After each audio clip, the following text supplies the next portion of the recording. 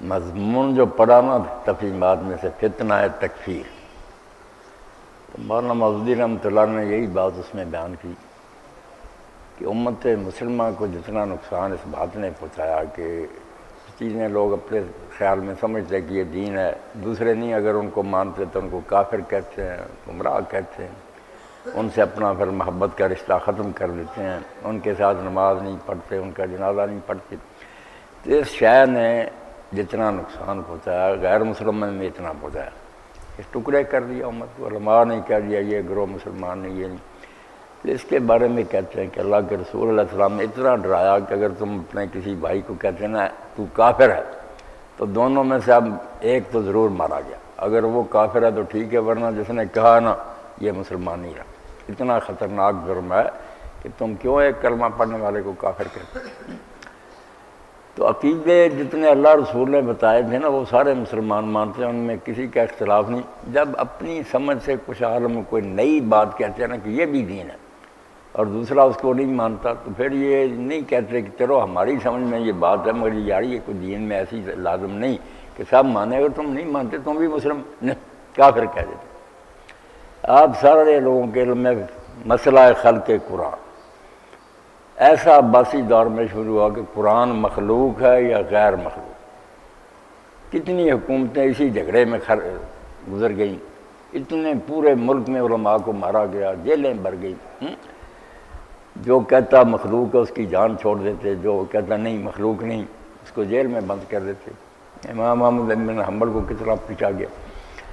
اب پہلے تو امام احمد بن حنبل رحمۃ اللہ علیہ صحیح بات پر جمے رہے کہ یار مخلوق غیر مخلوق دونوں میں سے میں کیا کہوں، نہ اللہ نے کہا کہ مخلوق ہے یا نہیں، نہ رسول نے کہا، یہ دین میں بات آئی نہیں، میں اس بارے میں کیا کہوں، اللہ کا کلام ہے بس، اللہ کا کلام سب مانتے تھے۔ آگے شروع کر دیا کہ اللہ کا کلام اگر بتاؤ مخلوق ہے، یہ نیا شوشہ چھوڑنے کا ایک نتیجہ۔ مگر جب ضد کی انہوں نے نہیں کچھ نہ کچھ خیال اپنا بتایا، انہوں نے کہا پھر میرے خیال میں بھی یہ کہ مخلوق نہیں۔ اب انہوں نے یہ کہا، سرکاری علماء نے کہا کہ نہیں مخلوق ہے۔ بہت مار کٹائی ہوئی، توبہ توبہ، اتنی مصیبت آئی، ساری سلطنت میں حکم ہو گیا کہ بلا کرو علماء کا امتحان کرو، جو مخلوق نہیں کہتا وظیفے بند اور جیلوں میں بند کر۔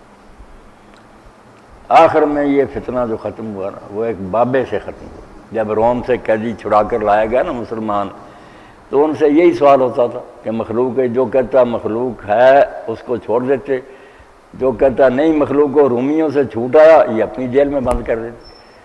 اس بڈھے شیخ کی جب باری آئی نا، خلیفہ بھی بیٹھا ہوا تھا، اس کے پاس قاضی احمد بن ابی دعاد بھی بیٹھا ہوا تھا جس نے یہ مسئلہ چھیڑا تھا۔ جب سوال کیا نا کہ یہ قرآن مخلوق ہے یعنی، اس نے کہا امیر المومنین اس کا جواب دینے سے پہلے مجھے ایک سوال قاضی سے کرنے دے۔ انہوں نے کہا کر لو۔ اس نے قاضی احمد ہے نبی علیہ الصلوۃ والسلام کو اس سوال کا صحیح جواب معلوم تھا یا نہیں؟ اس نے کہا معلوم تھا۔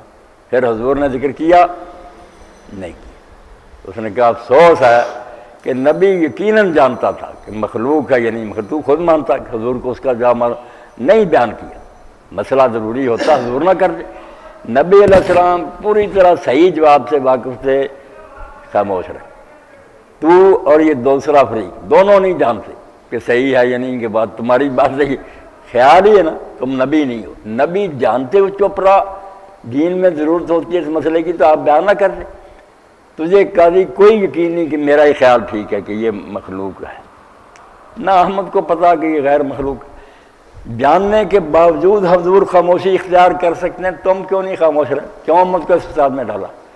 جب یہ بات ہوئی نا تو قاضی چپ ہو گیا، جواب نہیں آیا۔ تھوڑی دیر جب چپ رہا تو پھر خلیفے نے خود کہا کہ قاضی کا گدھا تیز رفتاری سے چل رہا تھا مگر پل پر آ کر بیٹھ گیا، اس کا جواب نہیں آیا۔ 3 حکومتیں گزر چکی تھی لوگوں کو مارتی۔ اس نے کہا چھوڑو یار اس بابے کو، اور آج کے بعد یہ بحث بند کرو۔ ٹھیک اس نے کہا کہ اگر یہ مسئلہ اتنا ہی ضروری ہوتا تو نبی علیہ السلام نہ بیان